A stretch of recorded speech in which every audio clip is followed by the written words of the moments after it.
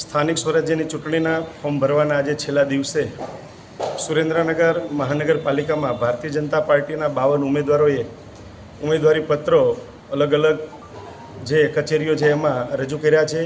સાથે સાથે આ વઢવાણ વિધાનસભાના 3 જિલ્લા પંચાયત સીટ અને 16 તાલુકા પંચાયત સીટના ઉમેદવારી પત્રો પણ ઉમેદવારોએ રજૂ કર્યા છે।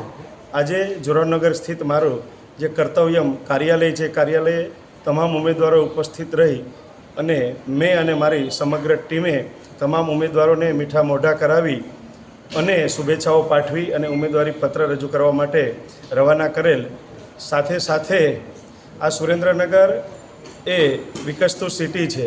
મહાનગરપાલિકા બન્યા પછી આ સુરેન્દ્રનગરનો વિકાસ ખૂબ જ ઝડપથી થઈ રહ્યો છે એટલે લોકોમાં પણ ખુશીનો માહોલ છે કે આ વખતે ભારતીય જનતા પાર્ટીના તમામ ઉમેદવારોને સારી એવી લીડથી વિજેતા બનાવવા છે। અને આ સુરેન્દ્રનગર ભારતીય જનતા પાર્ટીએ 52 ઉમેદવારોમાં 22 જ્ઞાતિનો સમાવેશ કર્યો છે। સાથે સાથે જે આ વઢવાણ તાલુકાની 3 જિલ્લા પંચાયત અને 16 તાલુકા પંચાયત એના 19 ઉમેદવારોમાં પણ 11 જ્ઞાતિઓનો સમાવેશ કરી અને તમામ સમાજને સાથે લઈને ચાલવાવાળી જે ભારતીય જનતા પાર્ટીએ એક ઉદાહરણ, એક દાખલો સ્થાપિત કરી અને પુનઃ તમામ સમાજને જોડી અને ઉમેદવારી બનાવવા માટેનો એક અવસર આપ્યો છે।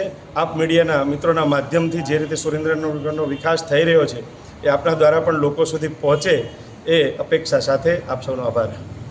ઓકે, સુરેન્દ્રનગરને સૌ પ્રથમવાર મહાનગરપાલિકાનો દરજ્જો મળ્યો એટલે હવે સુરેન્દ્રનગર મ્યુનિસિપલ કોર્પોરેશન બન્યું છે।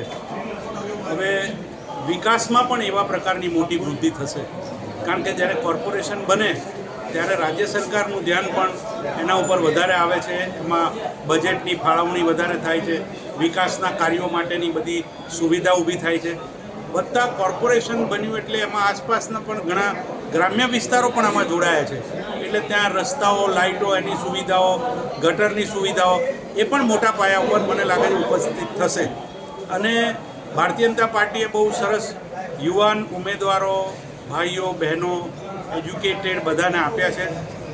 ઘણી બધી જ્ઞાતિઓનો સમાવેશ કરવામાં આવ્યો છે એટલે એક ઉત્સાહનું વાતાવરણ સુરેન્દ્રનગરની અંદર મને ભારતીય જનતા પાર્ટીમાં અને પ્રજામાં જોવા મળ્યું છે।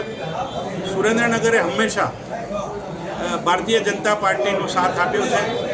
નગરપાલિકા હોય, ધારાસભા હોય કે પાર્લામેન્ટ હોય, બધી જ વખતે સુરેન્દ્રનગરમાં ભારતીય જનતા પાર્ટીનો ભવ્ય વિજય થયો છે।